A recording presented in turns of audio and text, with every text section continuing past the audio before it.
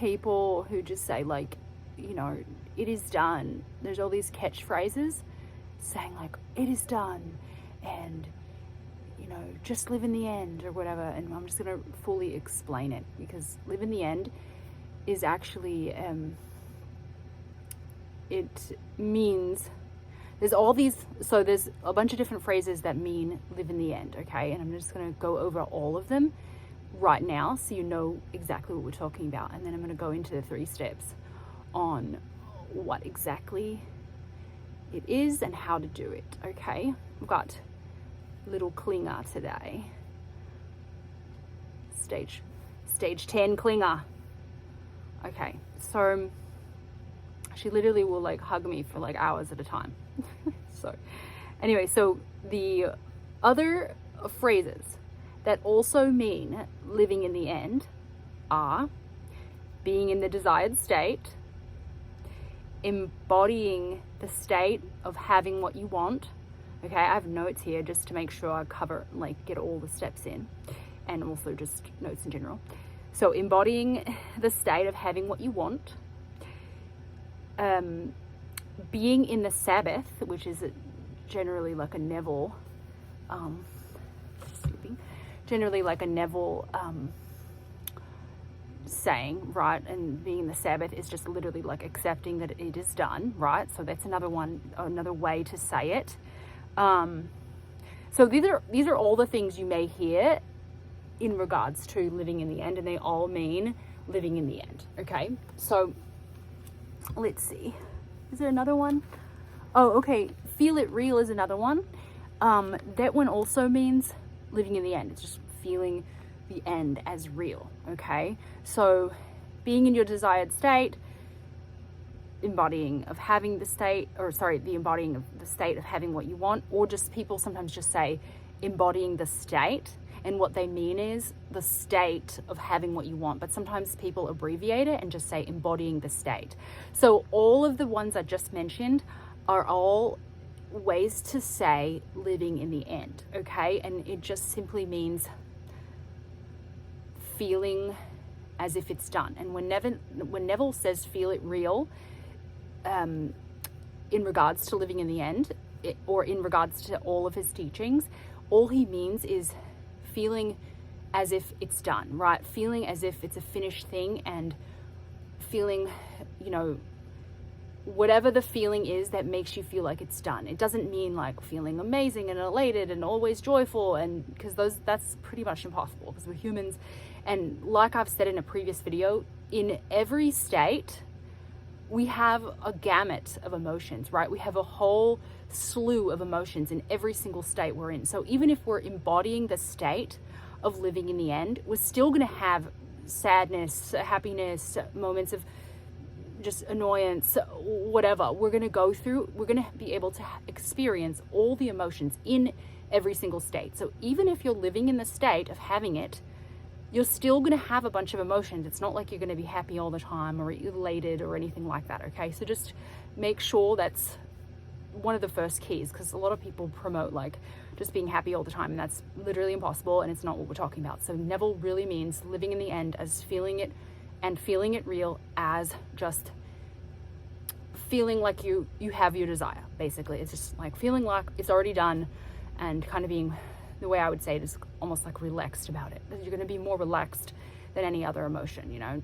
And in a state of relaxation, the state of relaxation will let you know that you are living in the end. It's one of the indicators, okay? So the first step, number 1, is to pick your desired method, okay? So either it's going to be scripting, so that's like writing a story, and I recommend doing it like a journal entry. You're not like writing affirmations over and over and over again, because that can get just, you're not even thinking about it as you're writing, right? So it's literally, scripting is just writing the story, even if it's as something happened yesterday. Like, we had a great time, our date was amazing, it was so great to connect with him, and we just laughed the whole time, and I felt so happy afterwards, and and then he called me the next day. Like, literally writing out the scene of what you want to occur, okay?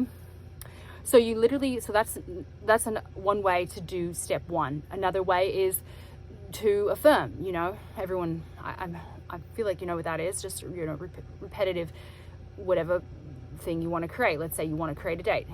He called me for a date. He loves dating me. He wants to take me out. I'm just using an SP as an example here. So, so affirming, scripting. Another one is SATs, that's visualizing before you go to bed. It just means state akin to sleep, which just means when you're going off to bed, you are in a relaxed state and you're just visualizing before bed. And it can be a small little scene, like 4 to 5 seconds, super simple. That's another way to live in the end.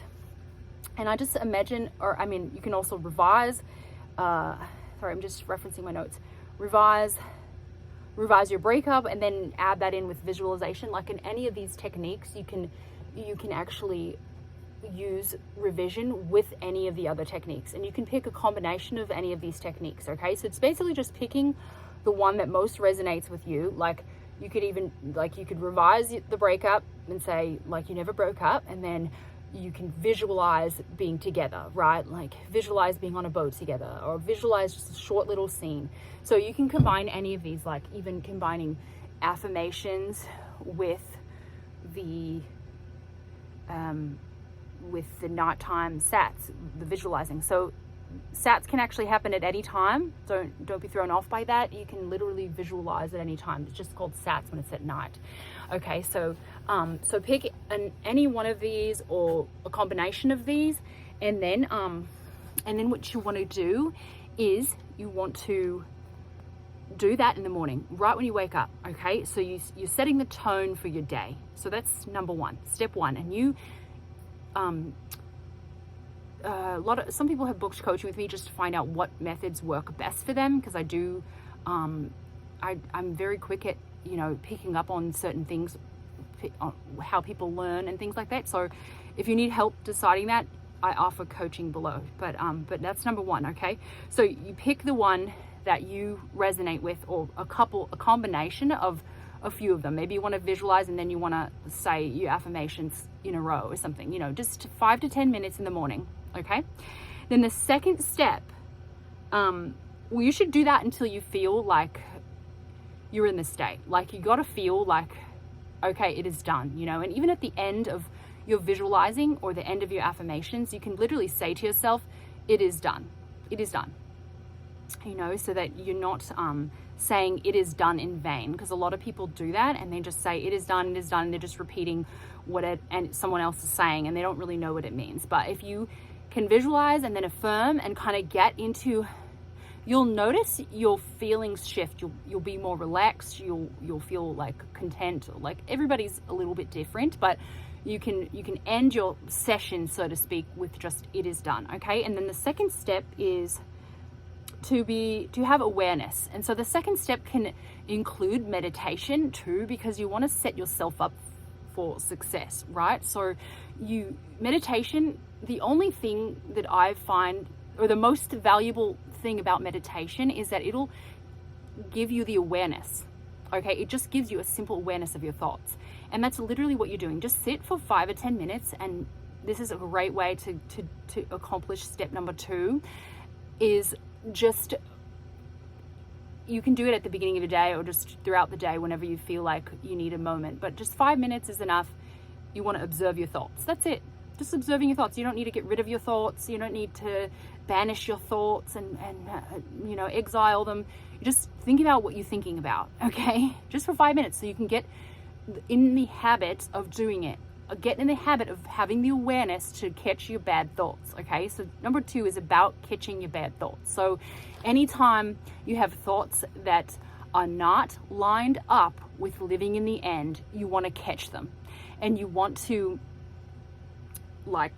stop them in their tracks. So as soon as you notice, so the meditation just helps with step 2. If you don't need to meditate to do step 2, you don't need to, but you need to do step 2, which is noticing your thoughts. Pick up on whatever thought you're thinking that doesn't resonate with your end goal and eliminate it. Immediately do either an affirmation, do a little visual, do whatever it is to put you back in the end state. Okay, this is all about practicing the end state, or the living in the end. interchanging state of being, the state of having it, and living in the end, because like I said at the beginning, they're both the same thing. Okay, so step 2 is about catching your thoughts, whatever like is coming up that does not resonate, that is not part of your end goal, and switching them immediately. Don't let them linger, don't spiral. And if you are spiraling already and you haven't caught them, and you weren't aware that you were going down this off track, you can rampage. Get a list of affirmations for your goal that will put you back in living in the end. Okay, so that's step 2. It's very important. Just rampage. If you start thinking, oh, he's not here, I'm cooking dinner for one, no one's here cooking dinner for me, I don't have a ring on my finger, like if you start thinking, not thoughts that line you up with your end goal, stop yourself right now. He's always contacting me. I'm the prize. He's always reaching out. We have the best relationship. It's amazing. We have the best communication. We're always talking. Go on a rampage. Tell yourself it's real. Go back to living in the end immediately. Okay. And then the third step, so that was step 2. And if meditation helps, do it, because it'll get you in the practice of awareness. Okay. And that's literally the only reason I meditate. It really gives you that skill of awareness, okay? And that'll help you tremendously, okay? And then 3 is not caring about the 3D. So if it doesn't support you end, right? So if something shows up in the physical world that doesn't support you end, you just have indifference towards it. And you can also, in that case, in number 3, you can also play a scene in your head. You can do sats.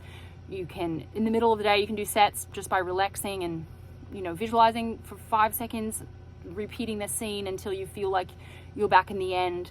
Or you can, rampage affirmations, whatever you need to do. But basically the same idea for step 3. It's like, if anything shows up in the 3D, it's reconfirming your end. Okay, so it's all about a process of practicing this and all day reconfirming your end, but not having to do things all day. It's just catching them as they come up. Like if a 3D moment triggers you, or if a thought is negative and it triggers you, you're going to want to do the process, whatever process works for you.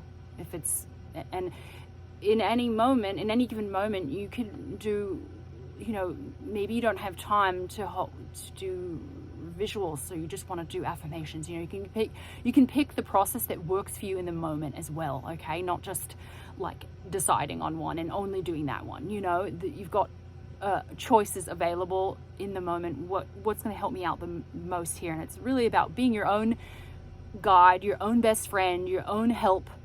You got to catch yourself and then reverse it, back it up, turn it around immediately. You don't want to let these things linger. You don't want to let all the bad thoughts snowball, because it really will snowball. Thoughts will produce more thoughts. If you start thinking negatively, you're going to produce more of that the more you think about it, right? And then it's harder to reverse. Okay, so really keep that in mind. I know this will help, and like and subscribe if you want to hear more about Neville and Law of Assumption. I'd love to have you, okay? And there's coaching details below. And I think that's it. Just try it and let me know if it works. Bye, guys.